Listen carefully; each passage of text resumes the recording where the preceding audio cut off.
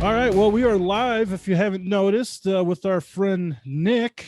How do you say your last name? We had this on Instagram discussion. Yeah, Zebelian. It's a made up name that the people at Ellis Island gave my great grandpa in like 18 something, and I think we're from Romania. But yeah, so I just go by Nick Zeb sometimes. It's a lot easier for. Yeah. There you go. And if you ever see a watermark on a print that says Nick Zeb, or you want to follow him on Instagram, it's at Nick Zeb as well. So, Right.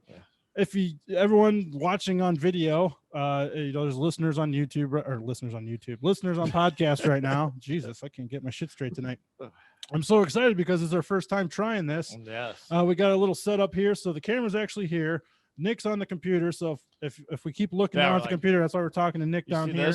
That's yeah, that way that's what's going on, everybody. So we changed the studio around as we were just telling Nick earlier. No, you changed it. Yes, I changed the studio around to I didn't do shit. Maybe facilitate for some more video stuff going forward. So this is kind of our first crack at it. We took kind of thrown together in a weekend. There's many more improvements I want to do specifically in here that things are on the way. So bear with Yeah, it. I mean, I would love to send you some prints too. You can hang up on that wall. Yeah, actually, there you go. Might. Right. So we got equipment coming and such, but actually your pictures, yeah, we'll get there. But we're gonna improve on this. But Nick, we're friends with Nick, so this makes it a lot easier to fail if it's a friend on the other side, so we don't look complete jackasses. So that is partially why Elliott. the change happened when it did. So Elliott, we have a camera. They can see we both look like complete jackasses. yeah, they already know we're dipshits. They already can hear us that we're dipshits. Now they can see that we're dipshits, which is unfortunate. But as us dipshits isn't the reason we're here. We're here to talk to Nick Zebelian. So shit, did I just say it wrong? Yeah, I think you nailed it. I think you actually got it. Zebelian. Zebelian, Okay.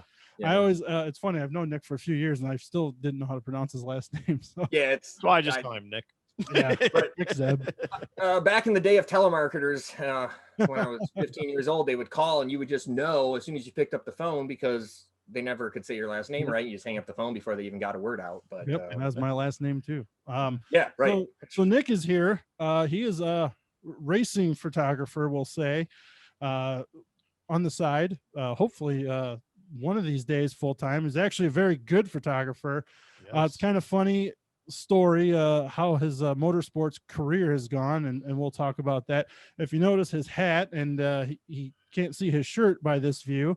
There you go. But he is a little loyal, Yeah. little loyal to Drydene, and there's a specific reason why. So we actually know Nick.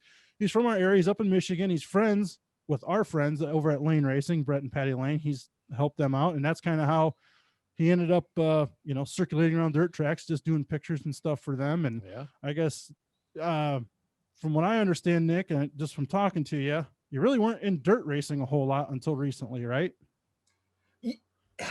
Yeah. So never even had been to a sprint car race until I was 25 years old, and went with some buddies. And I feel like you guys had went there. My first dirt race was Owendale. I think Duane, you maybe went up there last year. Yeah, I've been up there. Yep. Yeah, I think you went up to Owendale. I think you went up there, and I think I fell through the grandstands maybe once or twice. But I heard they made some updates now, and that was 2007 or something, 6.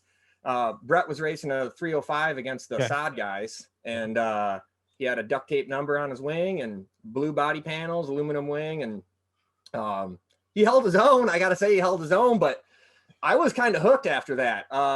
But I didn't know where to go, and I didn't know what to do. So, and I had went to a NASCAR qualifying day back in like 98 or something. Saw Earnhardt qualify, so that was cool. I guess I said that. And went to a dirt, or my dad took me to Michigan, Father's Day 2006, and that was my first NASCAR race. I got the alignment back there. Casey Kane won, Junior was second, and Edwards was third. And never forget it. It was rain shortened. But yeah, so that started it. I was hooked after that, kind of, and just couldn't stop watching it. And ESPN was doing the coverage. Yeah, I don't know how much farther. I mean, I can just keep going with the story. So it just goes to I knew a contact at ESPN. They kind of helped job into production there, and I was running batteries to camera operators. Wow. and didn't really know what I was doing. Like I wanted to be in motorsports so bad that, I mean, I was willing to risk my construction jobs that I had, whatever I was doing. I just wanted to be around it. So come 2012, this would have been, I ended up doing 15 maybe or so races with ESPN and all production running. Wow. Fun part about it and how it ended up ending was being the photographer that I've always been. I would bring my camera with a little 50 millimeter, the little nifty 50, whatever they call it. Oh yeah. And as I was holding the monitor next to Vince Welch or whoever I might have been with that day, I would bring my camera up just slightly above the monitor. And it might be Junior, it might be Jeff, Tony, whoever it would have been. Just snap, snap, snap, snap, snap, snap, and then bring my camera down real quick. So no one kind of saw me. And it worked. And the pictures are horrible because they're talking and their faces are all distorted. No one up quick shot pictures. But that turned into getting braver and eventually sneaking into Victory Lane in Kansas with Matt Kenseth. And I'm still trying to purchase that diecast car, by the way. It's like $390 if you can find one. Wow. And I snuck into Victory Lane, took my ESPN vest off, snuck down with my camera, and just started shooting. And I heard over the earpiece that I was, they had spotted me. Got called to the trailer. And I didn't do the Phoenix race, which I think was after that, which would have been the Jeff Gordon, Clinton Boyer wreck. Brawl. Yeah, the brawl thing. That cameraman, Jake, still works for Fox and ESPN. He was the one running after Boyer with that rig. One of the greatest camera guys. I mean, what he's able to do and run, and he's just super athletic and can get around. But so then my final race was Miami. I just happened to be with, I think it was Vince that day. And I was in Brad Keselowski's pit and just sitting there with a bag of camera batteries in my backpack with my camera. And of course, Brad won the championship that year. So being a Michigan guy, I was freaking out. this is the coolest thing. I mean, Kowicki in like 92 was the last Northerner guy that I know of to win a championship, maybe. So I'm like, I just went all for it. I just went into Victory Lane. I was shooting pictures of Roger and his wife, and I just went all for it. And I got called to the holler. They yanked my vest off, and I never got a call back. Well, that's funny. And I was so upset with motorsports. I didn't go to another racetrack until probably 2015. And the Lanes said, "Hey, we're going to watch this new series," or it might have been 2016 actually. This new series GLSS that was starting up in Michigan. Yeah. And we're going to see this new series at Tri-City. And boy, I hadn't been to a racetrack in 2 years. And that just seeing that again and just being there. And I was hooked, went back later that summer, shot another race there, got kicked out, but that was another story. Just at that time was a little bit different. And he believed in a one photographer system. Yeah, and no other photographers were going to be at his racetrack unless you were his photographer. So that was fun. Became kind of friends with Barry from the Great Lakes Super Sprint Series because of all that. And Barry ended up, that's kind of actually, so that's how the sprint car stuff started actually, was Barry Marlowe printed off a bunch of my pictures as posters for his drivers. I just talked to Barry this morning. And he loves racing. And I wish I didn't get to go to any of his races last year. And it's sad being I'm from Michigan, but just spent a lot of time on the road and whatnot. And the races are all, 2.5, 3 hours away from me where I'm at in Michigan, which is, once again, sad. There's nothing here, I mean, Fremont's my local track, and it's 2.5 hours away. It's in another state. I have to drive through 2 cities to get to it. And that's it, but so that's it. And then, the rest just kind of, the story keeps going. So how'd you become friends with so I didn't know about all the NASCAR stuff and ESPN stuff. That's interesting. I've just known you from like 2015 on. Sure. Yeah. Sounds like it's kind of your time coming back. But the Whiskey Wagon, the number 4 lane racing car has been quite popular in the region, not even just locally, but even a little greater than that. So how were you and Brett and Patty, all friends? And, obviously you knew him while you were doing NASCAR stuff too. Oh my God. I was took the easy way out in high school. I don't know. I didn't high school. You only learn so much there. And so I took an environmental science class, and it put me in this class with this kid, Brett Lane, who I heard raced go-karts. So I thought he was cool because he raced go-karts. He played soccer, which was kind of, in my opinion, a little bit of a negative, but hey. Well, it's Brett. I mean, Yeah, he's not that cool. Let's face it. Come on. Yeah.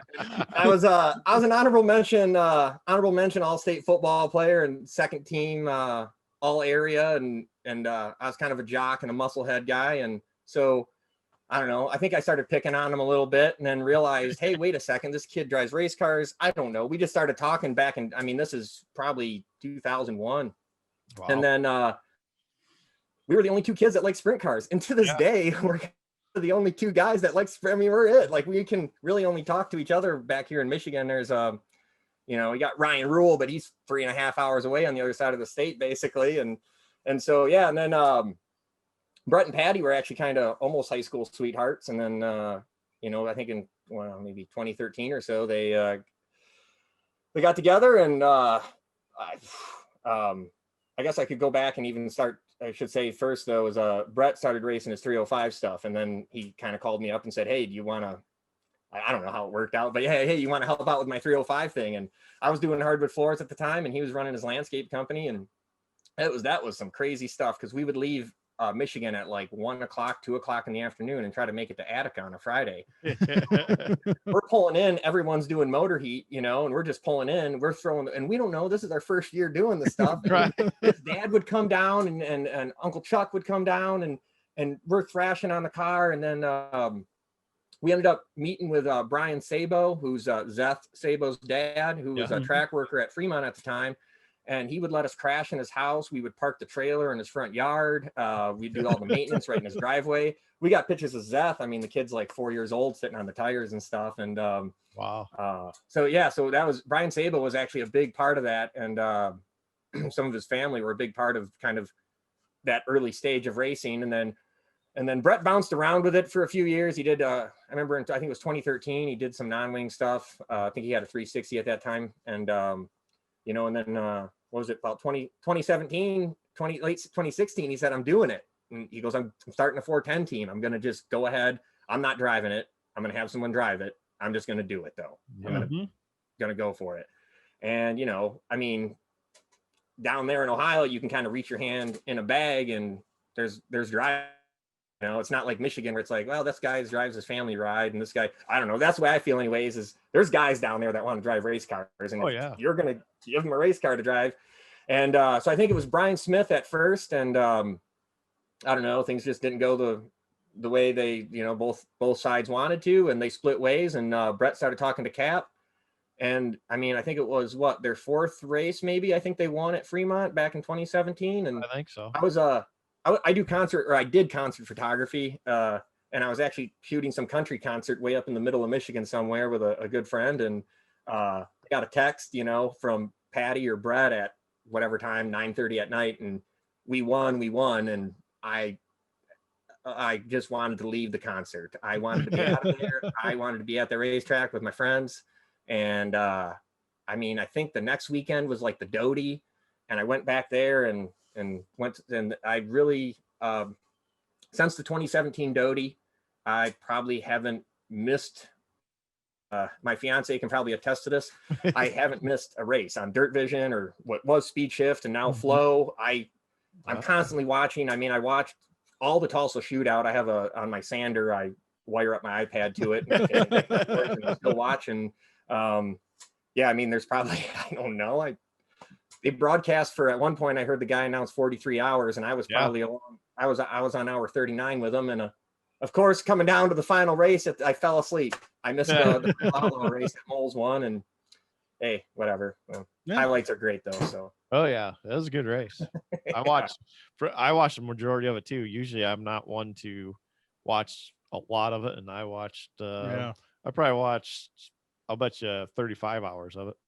Yeah. For me. I didn't watch, for you, because you don't watch pay-per-view, but yeah, for me, since I was doing this office remodel, it was something I had on most of the time, and at times I had to turn it off because I kept getting distracted sitting down watching it too much as opposed to actually working on this. No, so.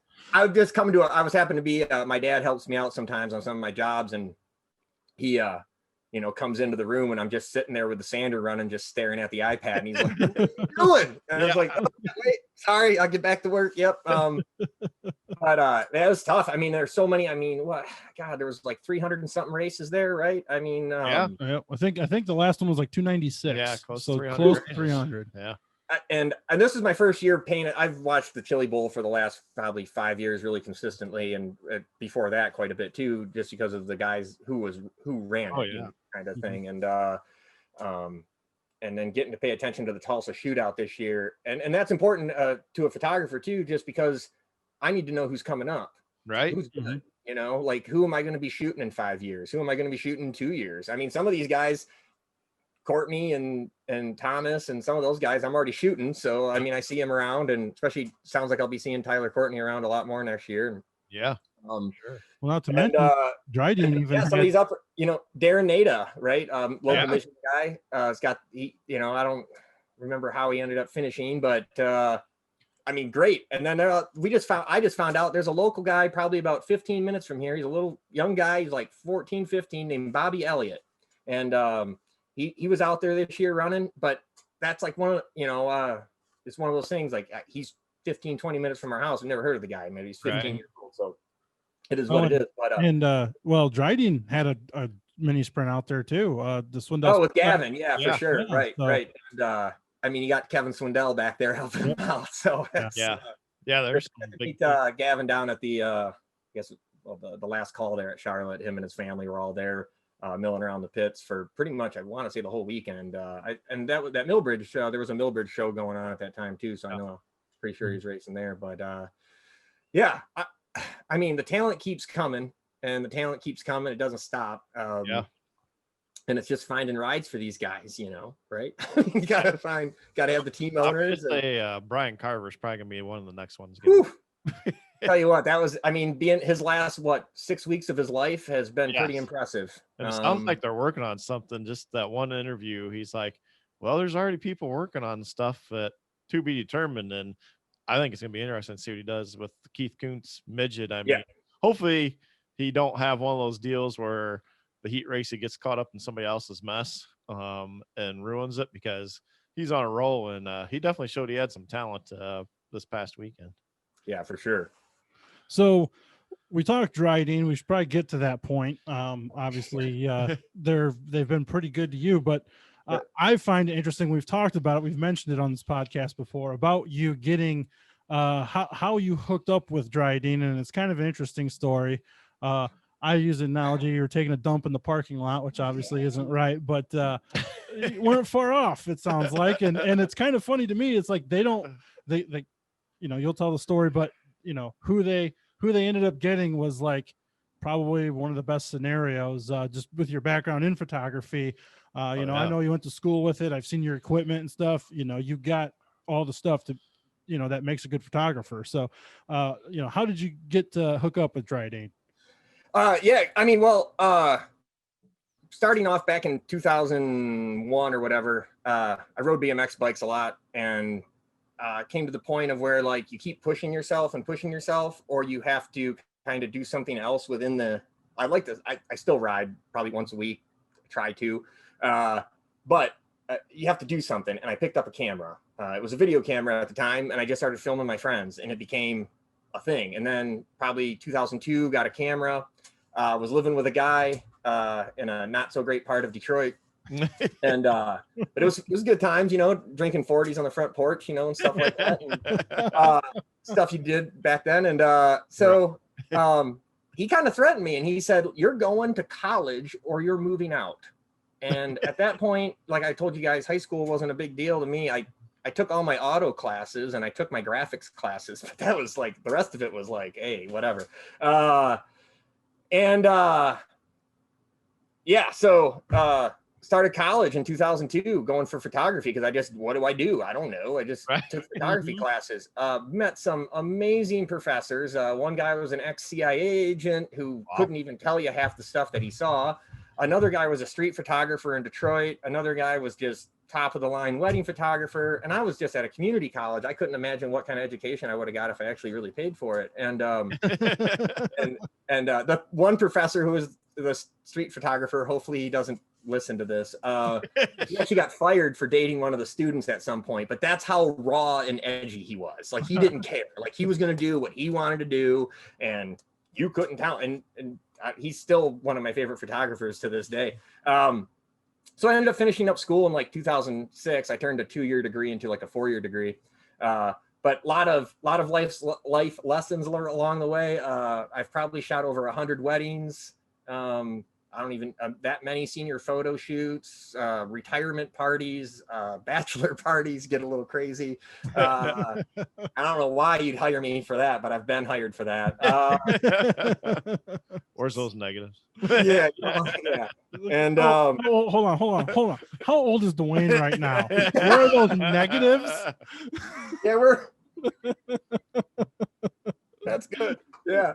I mean, film's kind of making a comeback in a sense. I mean, it's a kind of fun thing. People are like having fun with it again. And but I can get the way I look at it digitally though is you can get 10,000 images on a card that costs $20. Right. Yep. I get 10,000, or I can buy a roll of film for $10, have to pay $15 to have it developed, and I only get 36. Yeah. And I'm going to screw 34 of them up. Yeah. So that's so digital. So my background in photography was pretty vast. I mean, if I had to put together a portfolio, I guess my claim to fame with music was I got to tour with the Deftones at some point because I was friends with the opening band, and they were like, "Hey, we're opening for the Deftones. Would you like to do?" And that was a fun little 4-day stint, and and great. I got taught Chino, the lead singer of the Deftones, or I tried to teach him how to do a 180 on a BMX bike in a parking lot in Grand Rapids, and that was fun and good little moment. And but yeah, the music stuff kind of died out because it just you can't, if you're not fully into that lifestyle, you just can't do it. So that died out. There we go. That ended in like 2009. The NASCAR stuff picked up then. Let's fast forward. Here we are, 2019, Hartford, Michigan. And I was walking around the racetrack. I got there super early. Duane, you guys were running a race down in Ohio. And Brett made the decision to go to Ohio versus not coming to Hartford to race the Outlaws. So I went to the Outlaws. I said, hey, the Outlaws only come to Michigan once a year. Right. And for that matter, I mean, Attica, they come to Ohio, maybe once a year too, but other than Eldora, right? So, so I was like, okay, once a year, the Outlaws are coming. I got to go. So I drove out there, it's 4 hours across the state, which I spend a lot of time driving by myself, listen to a lot of music still, but 4 hours across the state, get there. And something as simple as forgetting my headphones, and walked into the racetrack, walking around, walked out, got my headphones, walked back in. And as I'm walking back in, guy comes out of his motorhome, Drydene shirt on, sandals, like board shorts, maybe cargo shorts. He goes, hey, you flags me down kind of, hey, you a photographer? Kind of frantic at me. And I was like, I think my answer was, I've been trying to be, and I don't know what I'm doing, but I'm trying to be. And he's like, hey, you got a portfolio? I said, well, no, I don't. I just have a social media and Instagram. And I showed him it, and he goes, he's like, my name's Bill or something. I said, my name's Nick. He goes, you're hired. Come with me. He goes, you know who Shark Racing is, right? And I was like, well, yeah. I mean, Bobby Allen's team, of course I know who Shark Racing is. Within 2 minutes of that, I'm meeting Bobby Allen. I'm meeting Logan. I'm meeting Jacob, Ron, Ben, Tyler, the whole crew, and I'm just meeting all these guys. And he's like, hey, man, just shoot away. Let's see what happens. Shoot away. And so what happened was their photographer didn't show up that night. And he had some guys scheduled from Chicago. The guy bailed. Wow. He saw me in a parking lot, said, hey, and, I don't know, probably 20 something races later, here we are, That's awesome. And that I'm telling you, that's how some of this stuff happens. I mean, crazy stuff like that happens all the time. And when I think back to it a lot, and my social media has been kind of bad, especially my Instagram. Well, everything has. I don't do anything else other than Instagram, but I haven't posted in like 6 weeks, and I get kind of bummed about it. But I guess I lost my point about exactly what I was going to say about that. Yeah, no, I forgot. Well, with Drydene, obviously that was the first race, 2019 Hartford, Michigan. It's been a journey from there on. When you say, 19, 20 races later, it's not like you're just traveling down the road to go to those races that you've shot for them. Right. No. So yeah. So that first shoot was actually ran in a Auto Week magazine, which was the second to last edition they actually printed of that, which was kind of cool. Because the last time I was published as a photographer that I know of, people steal pictures all the time and run them and use them and stuff. But the last time I know I was published was 2003 in a BMX magazine. So wow. it was, a long time, whatever. I don't know how many years that is, 17, something like that, 16, something. And it's been a while. So that was a great thing to get that accomplished again. And I had pictures with like Lee Greenwald, who is a photographer from Pennsylvania. It's been shooting since 68, 72, somewhere. I mean, just one of these legendary photographer guys who post a photo every day, some legendary, Pennsylvania driver or something. And he's a great follow. And that was, within the first weekend, that's kind of what happened. And then, I guess the Doty rained out that year, and then they had me down to Eldora for the King's Royal, which, was. Yeah, me and you were sitting. We were in turn one stand earlier tonight together, and that was up and down the pods. Yeah, turn one pod, the pods up there. Which is unfortunately didn't get to shoot it this year, but the idea is as you're standing up there and the cars are going underneath you, and it's like, okay, I can shoot the same pictures as everyone else, or you can start playing with your camera and try to do something different, which I think I did a few really slow shutter pictures with.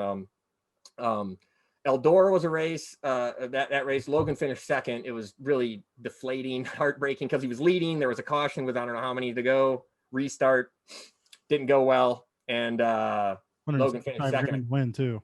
Yeah. And and as a photographer, though, that moment I was shooting with some of these things I'll probably go through the rest of my life remembering as a photographer. I was shooting with Richard Hathaway, who was an Australian photographer, who if you look at Dirt Vision social media, they've recently shared some of his stuff, and he did a lot of Kerry Madsen's work, takes really excellent pictures. But I shot with him those last few laps up in that pod, and then I haven't seen the guy now in a year and a half, whatever. But it's cool. So, anyways, I get off the pod, I'm running toward Victory Lane because obviously they're already pushing the car past, and as a photographer, you just got to keep your head on a swivel, and you got to have your camera ready. And I don't know what I could have done differently. I came out of that pod, turned the corner, and Casey Kane was just jumping up and down in the air, hugging somebody. Great shot, totally blew it. Now I'm confused. Now I'm upset because I missed the Casey Kane shot. I don't even know who he was hugging, one of his team guys, whatever.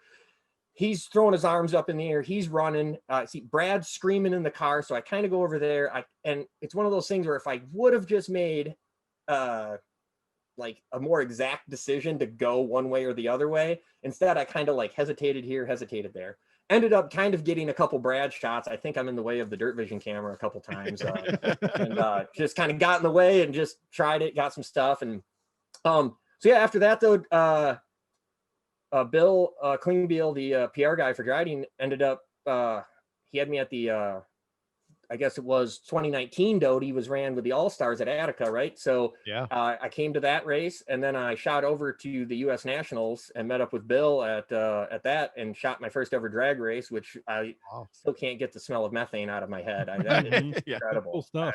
Yeah. I mean, it's one thing to smell alcohol of a sprint car, but the nitro methane of a dragster just sitting there burning itself down right next to you. And so that was probably the most violent photography experience I ever had. There's not enough headphones and earbuds you can wear to protect yourself and then you're hanging over the wall because you want to get that shot. And then there's 3 other photographers that are hanging over the wall in front of you. So you got to hang over further. And now, I just think if one of those engines, those blowers let go, I just, I don't, man. So did the Dover Drydene race there, National Open last year, just Charlotte, PRI. Went to Volusia once, didn't you? Yeah, I went to Volusia last year for 7 or 9 days or something like that, and going back this year twice, going back in 2 weeks or whatever it is, 10 days now, and for the Outlaw opener, and then going back in February for that whole shebang, which I don't really know. I have to be honest, guys. I've been so busy with work that I have yet to really start penning out schedules. I mean, obviously, I know I'll go to the big events. But I mean, as a photographer, I don't have to get my motor prepped or anything, or I don't have to get my car ready. I can decide last minute and hop on a plane somewhere, for that matter. I mean, at this point, I'll probably end up driving to Pennsylvania a few times. I've made the effort to go at least to Pennsylvania once a year. This year was Lernerville. The year before was Williams Grove, and the year before that was Lincoln. So this might be the Port Royal year. Awesome. Well, and it's funny you say, you hesitated a couple of small times, and that, kind of screwed you on a couple shots. But it's funny when you say that, because when I talk to you at those kind of races, especially early, right now, it's a different story. You've had the relationship with Drydene and shark racing, especially, but early in those, you're like, well, Drydene's, that Bill guy has me here, and he's like, I'm just trying to make shots of, he's told me to get a couple shots of this, so that's what I'm trying to find out, it's like, and I couldn't imagine having that kind of pressure. Now, it's, like I said, the relationship's not new anymore. You kind of know what to expect, and they've used so much of your stuff, right? But those initial days of working with a new partner like that's got to be a little intimidating at times. Yeah, and you want to take pictures of everybody, and I still, to this day, I still do. I mean, you can't not take pictures. I have found myself more and more kind of like after Logan or Jacob race and the sprint cars anyways. I mean, same thing with the late model guys too, is after their heats are over, I tend to find myself wandering back to the pits versus staying out for the rest of the heat races. Just because pit shots are good. And with especially those late model rigs have those lights underneath there, and you can get some really nice like lit shots of those late model guys working on their cars. Although, you can only shoot from the front end and only certain angles here. And I try to be, and especially knowing Brett for so long, one thing it might even actually hold me back as far as photography goes is, I don't like getting right in their faces. I don't like doing that. Yeah, I don't, I'll sit back with a 400 millimeter and pan in. I'll shoot 20 feet away if I have to get that shot close if I have to. I've done the fisheye stuff, I guess, a few times, but I just generally, especially with the late model guys and the way their rear ends are set up, I don't like nosing around there. I mean, I could have had some great stuff last year of Ricky just grinding away on the back of his car, but that would require me crawling under the car and photographing the back of a Bloomquist car, and I'm not going to take that chance. Well, yeah, the late model guys are, I mean, I don't want to say they hide more, but everything's like kind of top secret, and a lot of them get in the back of the trailer right away and shut the doors and stuff. So it's got to be a little harder doing that too. Yeah, and it's just, well, yeah, I mean, I mean, you go through a late model pit and you look at all the backs of the cars, and they'll have flags hanging off the back of them and whatnot, and whatever they're doing, they don't want you to see it. And I don't know enough about late models to know how many adjustments there are. I mean, at PRI, I really got to crawl around in a few of them and really look, and wow, because my head, like, how do you make those adjustments on a sprint car? It's like, I've done enough work around a sprint car, you turn something here and you put a different shock on there and you go out again. And with those late models, I don't know, there's 42 holes in the center of the car, and then there's a chain hanging down there, and then it's like, what in the hell's going on? Yeah, that's been actually one of the biggest learning things for me is photographing the two different series of being involved with it, is kind of covering everything, is shooting 410 sprint cars and 305 sprint cars, and then shooting a late model. You're two different speeds, you got two different attitudes, and I mean, even a 305 to a 410, you got different attitudes, and different photos work well with different types of vehicles. And so it's been an interesting thing to learning to shoot the late models, and don't want the sprint car people to get upset with me, but it's fast. It's becoming one of my favorite things to shoot. I'm just as excited to go to Volusia here. I'm just as excited to go to Volusia in 10 days for the Outlaw late model opener as I will be to go for the Outlaw sprint car opener, in a month from now. So, which is really the first time. Last year it was all sprint cars yet. And whether it's like Ricky Weiss is like salt of the earth guy, nicest guy. I feel like I've known him for 20 years. I don't know why. Chris Madden, same thing. Like all these late model guys that I've met within the Drydene, and they're they're also personable. Even the times I've gotten to work with Scott, just it's the whole, maybe not so much, but it kind of goes away, the whole like Bloomquist demeanor thing. And then especially seeing Scott after a race with fans, which at Cedar Lake was just yeah, that was one of those things that just like, he's just so happy, and he's with the fans, and I mean, there was a line of people there so long, that were just so happy to see him back up there and out on the road. And oh yeah, and what a following that guy has. That is just something to see, those fans. And just and then and even the Shark Racing guys now too, at that point, like especially with Jacob getting his first win this year, how many people have even, I guess, maybe reached out to me and said, that's so cool, Jacob won. It's like, yeah, great. Yeah. So like PRI last year, obviously it was canceled 2020, but 2019 was a big announcement that, the Scott Bloomquist Racing stable was going to be the Drydene flagship teams with Bloomer and Chris Madden. Obviously that changed after a while, but yeah, for you it was cool because I was talking to you at PRI. The whole Drydene booth was like all your pictures, for one, so that had to be cool. But then B, you hear that announcement, are you told like, hey, you're gonna be like, with Scott Bloomquist, hanging out with Scott Bloomquist here and there? Yeah, I found out about 30 seconds before they pulled the cover off. So that's about it. And Scott wasn't there. Chris and Ricky were, but yeah, Scott wasn't there I think he was still recovering there from his motorcycle accident or something, maybe. I don't remember why he was, but yeah, he wasn't there. And but yeah, Chris and Ricky were anyways. And I think might have been Rick Eckert, might have even been there too. I know they had a couple other Drydene guys there, and that's cool too. I mean, like, just think of that. At the last call, they had 7 late models with Drydene sponsorship. Wow. Talk about it, photographers, I mean, yeah, dream, you're shooting a lot of cars on the track, but holy cow, when you got 7 cars and there's, a lot of them in the same heat. So you're shooting, they're coming around, and you're just, you're shooting as fast as you can. Hopefully you got a clear track. So. And you don't just take one picture of each car either. Right. No. Yeah. No. I mean, or in the pits, like you said. Yeah, you're shooting every lap, and you're just shooting every lap. These the way everything now, and I mean, depends on how I shoot. I mean, some nights I'll go in with just blowing as fast as I can, 7.5 frames of shutter on my 5D Mark IV, just as fast as I can go with that thing. And then other nights I'll just kind of pick apart, and on those nights when I just kind of single shot stuff, I'll do like 750 photos.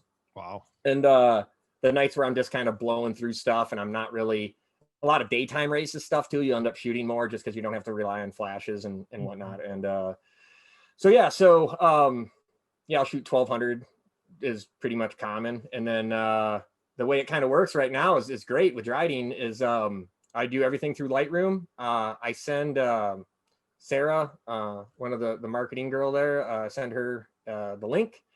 Send Bill, the PR guy, send him the link. And there's 100 photos in the file. They get to do whatever they want with the photos. It's all them.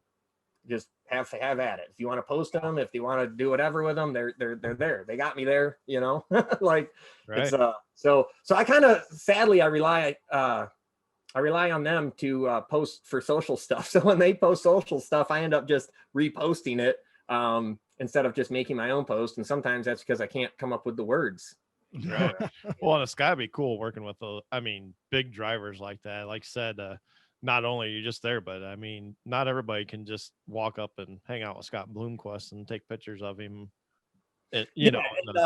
Just, I mean, the 2 instances, one was just at Volusia, this doing photo stuff and commercial stuff for Drydene. We were in like the tire center in the middle of Volusia. It was 20 degrees in there on the thermometer on the wall, and kind of made a little studio area in there, and had Jesse Douglas from the Dirt Co Media, who does a lot of commercials for, does Drydene commercial stuff. And we're filming in there. Like, it was, like I said, 120 degrees. At some point I just had to take my shirt off. It was just way too hot. And I'm sitting there and I'm like, okay, yeah. I mean, I had to take my shirt off. I was dying hot. And Bloomquist is right here filming. We're filming this commercial, and, everything has to be quiet. And then that experience, and then shooting we were at Cedar Lake and we were in the Shark. We set up a studio inside the Shark trailer with Scott to try to recreate a photo, which I don't know if it ever got used anywhere yet. But we were trying to kind of recreate what he did at the Dome a few years ago, where he came out and shot up the double peace signs, you know. And, oh yeah.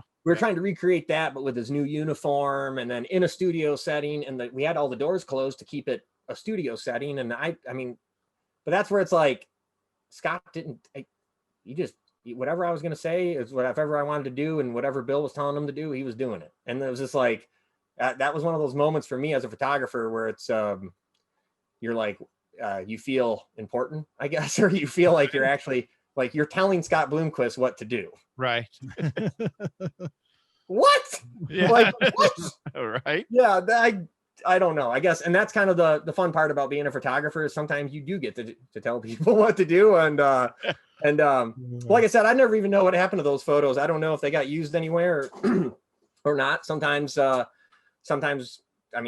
things just don't get used. They don't work out, you know, and some things get scrapped. And but yeah, looking forward, probably doing a similar thing this year at Volusia, getting the Team Drydene guys all set up with new headshots for the year, and cool. And getting some new stuff for their website probably. Yeah. I used a picture of mine was actually used by QA1 parts up in Minnesota. They sponsor Scott Bloomquist. A picture I took at the year they had the World 100 in the fall. It got rained out. Moved to the fall. I think it was 18, I think. And it was a daytime picture actually. And I posted it on my article for One Dirt or something. And a guy reached out and said he'd love to use it for marketing materials. I still have no idea where that damn picture was used, or if it was even used. So I can only imagine they're taking all kinds of pictures, how many you don't really see actually get used. So oh yeah. Oh yeah, absolutely. And then that's I mean, my Photoshop album, and this was a great point. I don't have a website, and I was going to bring this up with you guys here. Is everything I do is off Instagram. So I have, if you want to contact me, get a hold of me through Instagram. Don't try Facebook or any of that other stuff. It's not, I don't pay attention to it. It doesn't matter to me. I don't want to read what my grandma feels like in the morning. And I mean, I do, I care, but it's just, there's too much on Facebook for me. And I just like looking at pictures and a few words, and get a hold of me on there. But, you know, I've been shooting for, 2 to 3 years in the area. Quite a bit of pictures built up of a lot of the local guys, and oh yeah, and some of them ask, some of them don't. Some guys I just, just throwing out names. Kyle Peters, 305 driver. Yeah, love the guy. Love communicating with him when I can. I still own pictures from like a year ago. Yeah. I feel so bad about it, but like I got to get to it sooner or later. Sounds like me sitting decals out. I say, Jesus, you and Elliott got a lot in common.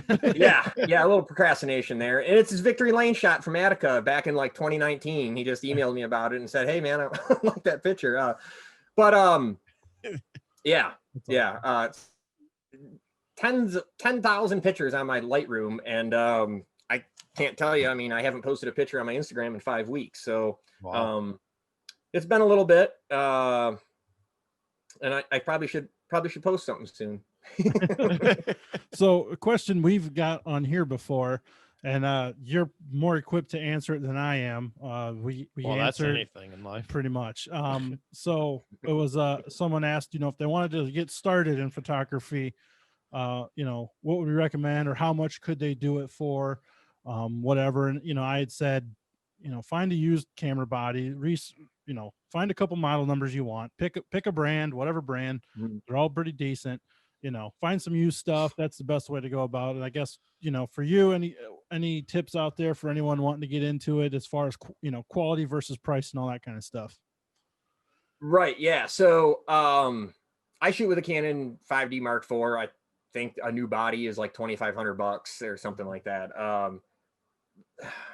It's important, but it's not as important as your lenses. It's very important to have what's called a prime lens. You want a 2.8 lens. Even when you go to F4, some of these tracks you're going to go to, think of Waynesfield. Waynesfield has one light pole in the middle of the racetrack. Right. That's as far as I know. Maybe there's a couple on the front straightaway, but yeah, that's it. You're not shooting with the sunlight at all, and you need that. You need those pro lenses. You can get away with using a Canon, whatever body you want to use, Nikon, whatever body you want to use. But having those pro lenses, in my opinion, is really kind of the way to go, and really will help kind of advance yourself, especially the new cameras now, though. The ISOs go up so high. I mean, there's guys that I was shooting around this year that I was like, oh, what are you at? A 4,000. I about die, because if I go over 1,600, I feel like I'm too grainy. I get too noisy in the picture. It gets soft or whatever. And these guys are shooting 4,000 ISO, and maybe they shoot Nikons. Maybe I need to switch or something. But yeah, I don't know. The Canon's suiting me well, and I'd say it's a good mix out on the road of Canon and Nikon. More and more Sonys are popping up. Some guys are using those little Sony mirrorlesses. Those are great. I can't do it because of the shutter lag, and the guys that use them will say there's no shutter lag. I can't. When you're looking through a video viewfinder and you're taking pictures of action, it doesn't work for me. I'm sure there's some guys that can do it, and I'm not there yet. I'll maybe get there one day with it. So maybe if I spend some time, rent one or something. But how are you on autofocus? Do you use autofocus, or do you manual focus? Yeah, so doing panning stuff, which I'm not really good at. I mean, you can look through the Outlaw photographer Trent Gower. That guy is just phenomenal. I mean, he gave the Outlaws this year, in my opinion, he gave the Outlaws a whole new look that they haven't had in a long time. And that's no disrespect to Dave Biro, because Dave Biro, DB3, is equally as amazing in his own right. And I think Dave went out and kind of blazed a trail that hadn't been done in a few years. You know, he got a motorhome and went out and just started shooting the Outlaws and worked for some teams and bounced around. And I think he's kind of making his own schedule now, I think, which is great for him. And but yeah, like Trent's panning stuff is just great. And a lot of his stuff is, I want to say he just shoots autofocus. But yeah, he's got his pans down great. And for panning stuff, I'll do manual focus, just because I'll set the focus like on a backstretch wall or a few feet off a backstretch wall and do that. But for the most part, I'm using I use I guess what's called like the servo focus in your camera, where it's a continually focus. It's continually searching for the moving object in your lens. There are so many settings on these cameras nowadays. You know, I came from film, not to date myself. Maybe the gray in my beard gives it away, but I told you there's negatives, Elliott. So right. Hey, it's gonna come up sooner or later. And I spent years in a dark room at college, and I played with film, and I did all that stuff. And yeah, I don't know. It gives you an appreciation shooting this digital stuff and being able to take a picture and look down at the camera and know what you got, versus going into a dark room for 2.5 hours, you know, and then realizing that you just wasted a roll of film in 6 hours of your life, you know. So yeah, but so to say that, yeah, the prime lenses are probably the key thing, you know, like most guys you're going to see are going to have a 70-200 2.8 Canon, you and with that tan grayish looking. Yeah, the cream colored guy. Yeah, those are the L lenses, the Canon L series. Yeah, so I mean, L lenses and the flash, as far as flash goes, like great. Some guys aren't going to use it. Some people just turn up their ISO. Some people will put a flash on and completely blind drivers. I don't know. That's conversations I've had with multiple drivers too. And I was actually kind of surprised. So unless you're shooting down the straightaway at them, most drivers that I've talked to don't even realize it. They don't even know that you're taking a picture of them. Are you talking about Lincoln Speedway right now? Yeah, that might have been. I think that was an incident that I remember. Yeah, I think I remember someone yelling at somebody about shooting a flash off down the back straightaway when I was there, and that happened. So yeah, I talked to Cap about it quite a bit, and you know, they're focused so far in the corner, they're so far ahead in the corner, that when you're shooting a picture of them, they're not even, you can see their eyes in the picture at nighttime, you know, sometimes, but they're looking ahead, and that flash doesn't really bother them. Now, if you're shooting them, certain tracks are different with heights and whatnot, and sometimes you clip a wing and the flash goes inside, and like at Volusia, you're on top of the guys, you know, you're not getting anything inside. I mean, if you are, you're shooting through the fence, you're on the ground. And then I mean, they're all different, you know, they're all different. Oh yeah. So what's kind of wrapping up here a little bit, what's maybe the most overdone / overrated kind of shot you see? I know I have my opinion, but you know, photographers, there's a bunch of them out there, and you know, hey, some guys just go out like me, right? Hobby equipment, take some pictures, send them into a few places. You know, they're not like these true artistic masterpieces, but you know, obviously there is kind of a overdone theme to pretty much anything that you know, people are doing. Well, I mean, it's just funny following along on Instagram, you know, Trent with the panning stuff. And then it just seems like a bunch of photographers who weren't panning started panning all of a sudden, you know, it's like, hey, the Outlaw guy's doing it. We better try to do it too. Oh yeah. And I'm not good at it. I can pan down to 1/50th of a second. But these guys are working downwards of a guy by the name of John Arndt out of Chicago, goes by Dirty Slide Jobs on Instagram. He's working down to 1/20th of a second, you know, wow. And he's working down 1/13th of a second. I mean, we're talking that's ridiculously slow to be shooting a 100-mile-an-hour race car. Oh, I mean, and he's getting he'll get crisp details out of that. And and that goes back to the whole shooting for a sponsor thing too, is, you know, I gotta try to get my banners. I want to try to get my logos, and I want to get my signage in with the cars and in with the drivers, and make sure that there's not a competitive oil banner in the background. And there's a lot of those things that go into it now that I didn't have to think of before. But I would say, man, what about fisheye lenses? I feel like those are kind of yeah, even like in the pits, you're saying? Yeah, like I know a photographer, granted, part of it, he's the first one on social media or wherever, like, you know, like you said, people are taking shit, which my opinion, don't be in photography, don't post your shit if you don't want stealing. It's the internet. It's just how things are. But he's the first one like threatening to sue people or saying they need paid for it. But I feel like you see the same shots from every racetrack from him, and there's always one fisheye. There's always one of a pit in the pits of the driver with a really blurry background in the same manner. You know, kind of a comfort zone. I get it. We all have them, but you know, that's kind of one I've seen a few times here and there. I feel like maybe a little overdone. Yeah, the fisheye stuff, I mean, it has its purpose. You know, you're going to get 115 degree of view, or 130 degree depending on, or 180 degree depending on what type of fisheye lens you have, you know, and it just gives that different look to it. I don't prefer it. I have I guess it's a 16-35, which if I need to get a wider shot, I'll put it on. But, you know, for the most part, you're going to leave that 70-200 on, and you're going to be searching for stuff more than you're going to be up in someone's face. But but as far as like overdone shots, I think, you know, just the pit shots that I see a lot of times where I don't know. It's just, there's a lot going on in the photo, I guess. There's a lot going on in the photo. And then there'll be like the driver off to the side, and it's kind of very busy and muddy. And then, but it's like, it's cool because it's the driver, but there's like a lot going on in the picture. And that's where it's like hard. Like, as bad as I have been at social media, I want as many eyes as we can on the sport, right? Like I want my pictures. If someone sees a Drydene picture that they post or whatever for me, I want someone to think that's the coolest thing, whatever. Just like I think it's the coolest thing ever. And I want more eyes on the sport, as many eyes as we can. I've done a bad job of it recently, but I think that's important to keep pushing the sport in that kind of direction. I don't want it to get too big.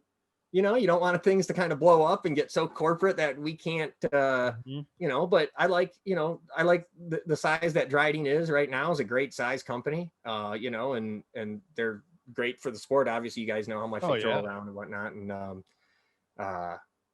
just, I mean, looking forward here to another great year with them, and seeing what happens in the future, you know, just hopefully getting to some of this Bristol stuff, you know, coming up, and hopefully getting to go to that. And maybe I don't know, maybe Drydene would throw some NASCAR guys some money and I can go down there and shoot that. That would be great. You know, I can't imagine that race it'd be blending both of my old world and my new world together a little bit, but well, and you brought something up I think that a lot of people don't realize is now that you're shooting, say for a team for Drydene, just the little details, just like that. Well, you watch what's in the background of another competitor or stuff like that. And people don't even think about stuff like that, oh, wow. And you don't think about that, and I think you do a great job of stuff like that. Just looking at your work is, I mean, you got to pay attention to detail. And that's why companies like Drydene hire guys like you, because it's the little details that matter.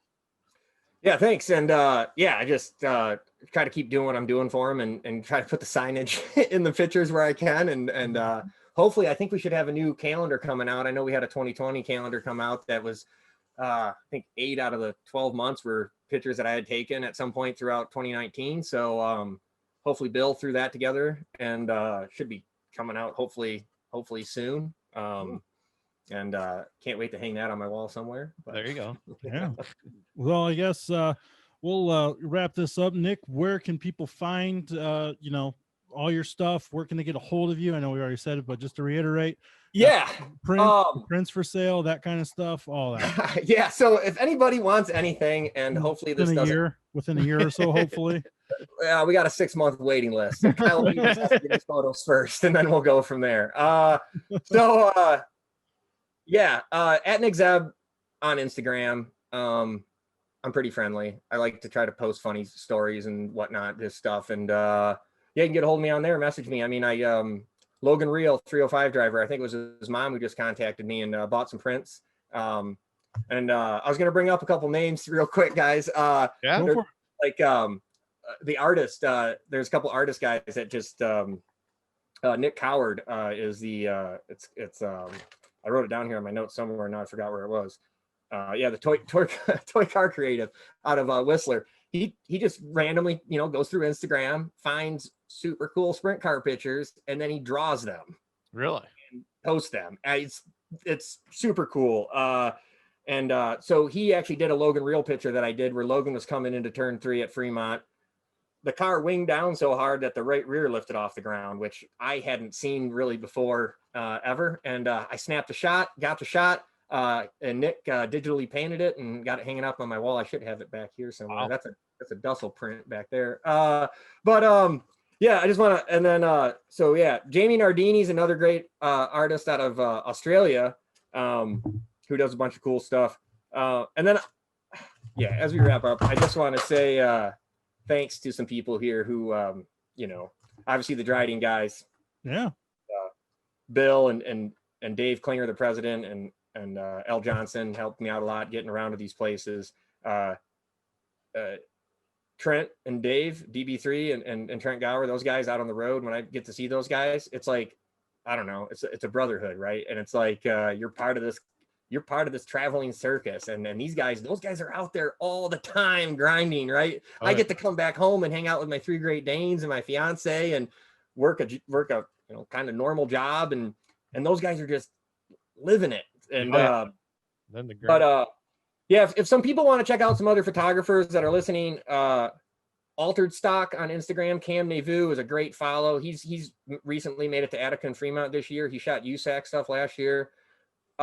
He's probably the best sprint car best photographer there is right now in the business. And he works for Haggerty, which takes care of most of his time in business. And but my God, his photos. John Arndt, Dirty Slide Jobs. He's great. Out of Chicago. Brent Smith out of Pennsylvania. Bicknell 55, I think, is his follow. Nicole Signor. The fact that this woman can not only take pictures, but then turn her pictures into graphic pieces of art. I can't do that. Yeah. I've seen a lot of her stuff. Much credit to Nicole for what she does for those guys out there. Ted Malinowski's another great shooter out there. Then you got the legends, just real quick, the legends. I just wanted to bring these guys' names up. Rick Rare, sprintcarnews.com. Yeah. That guy's been out there shooting photos for 20, 30 years now. Oh, yeah. He's not an old dude either. He's doing his whole life. And I met him at Fremont probably back in 2007, hanging out with Brett, and he was shooting there then, and he's still shooting today. Oh, yeah. TJ Buffinger from TJ Sideways, I think he, had some help. We don't like him. No, don't bring him. No, no, just kidding. TJ's a friend of the show. Yeah. Yeah. And then Paul Arch, he's been around years. Yeah. Paul's like the nicest guy in the face of the earth. Right. We got dusted by Jack this year out of turn 2 at Attica, and I happened to get a picture of Paul just standing there, just like, just rising from the ashes. And it's just, it was a great shot of Paul. And then you got our kind of local guys. You got Jim Denhammer, who shoots a lot of late model stuff, right? Been around for years. Mike Campbell. I wanted to bring Mike up just because of the fact that every time I'm at a local Ohio track and I go, hey, I want to go, in my brain, I say, I want to go shoot this shot. I look over there and there's already a sun hat and a big old Norman flash sitting over there. Already got the spot. And it happens to me every time. And then Jim Fisher, local guy, shoots Fremont all the time. Great. I've known Jim now for years. And the Wild Side on Twitter. Jack Cromer from Pennsylvania. And obviously can't forget Dan McFarland, Sprint Fun. Nah, we don't like him either. And then what Dan does though is, and actually kind of just to say, Dan had a lot to do. I watched Dan a lot because I didn't know how tracks changed as much as they changed. And I watched Dan, I followed him around, and I like, all of a sudden Dan goes to turn 2. Well, why is Dan going to turn 2? Oh, well, there was a hole in turn 2 and now there's 2 cars flipped upside down and Dan got the shot. I didn't. I was standing in turn 3. Right. So I realized that, these tracks change, and Dan, being a fan as long as he's been, he knows where to go. And so kind of started, learning from him a little bit on that. And I was gonna say, that's who you remind me of. Both you guys walk around like crazy the whole time. Because Dan's like you, like he gets bored of taking the same damn picture all the time. So he's going to do weird shit on his camera and try to do something different. Well, you got to get different angles. And the one thing that I love that even, a lot of photographers do, Dan does it to a really good point, is Dan provides every local driver with a great shot of their race car. Not a mediocre shot. It's a great shot of their race car. And it's on his website. And you can go buy it from him, and it's all the local drivers. He has all those local Ohio guys covered. And that's a great service, right? And I'm glad when I see guys, I got my thing and I do my thing and I'm fine. But when I see drivers I see the little SF logo, that's like, all right, cool. I don't know, this is Dan, whatever. So, but yeah, those are a bunch of photographers. If anyone wants to kind of, follow along with those guys. I know I forgot a couple in there. Turn 200 Productions, Ryan Kent Jr. did boss announcing a couple of years ago. He's getting into video stuff now. And then so he's a good buddy of mine out on the road now, and it's just great making all these friends too. It's just like, I don't know, you just start going around. You got guys with cameras like, hey, what are you shooting? Okay, and I don't know. I really can't believe it. It's just, I'm not a religious person, but I will say that I'm blessed in this situation. That's for sure. Yeah. Oh yeah. Well, yeah, it's amazing how many people you become friends with all over the world. And one thing to go back, you talked about the darkroom. My uncle's been a photographer since he got out of Vietnam in '68. He's got, I think, 300 and some thousand racing pictures that's not even printed yet that he got negatives of. And that's negatives too. Yeah, that's negatives. Yeah. And he did his own darkroom. It's still in his house, still in his basement, but he used to do his own darkroom, go out there and print his own pictures for years. I'm a little kid down there.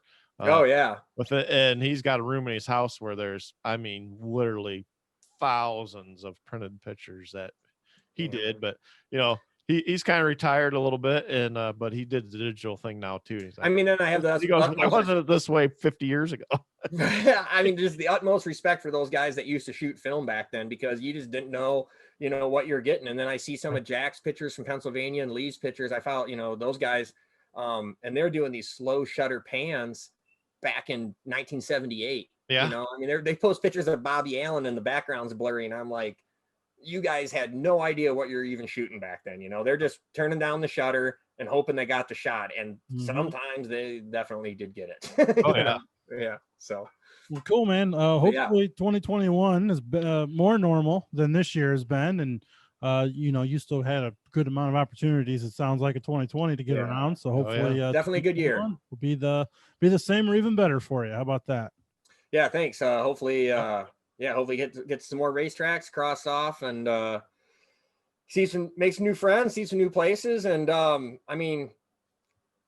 think last year was the least amount of wrecks I shot in a year. And if guys can keep it that way, great. So I like seeing race cars roll back into trailers at the end of the night, being that my best friend owns one. Right. And, you know, it's you know, just knowing what they do for that race team and stuff, and just working with the Shark guys and the Drydene guys on the road and stuff, and knowing that grind and what they go through to get the cars on the track every night. Oh, yeah. I mean, yeah, it's just, I have a very light part of it, light job, you know, when it comes to it all. So yeah. Awesome. Well, thanks again for taking the time. Thank you guys. Appreciate having you. A great story of how you kind of ended up with Drydene. So Oh yeah. we thought it'd be a fun one for everyone to hear, and then kind of all about everything else you got going on. Yeah, great. Yeah, for sure. Thanks for having me on, guys. And anytime you want to have me back on, or I'm sure any one of my photography friends, they would be glad to join you guys to discuss, you know, photography and racing.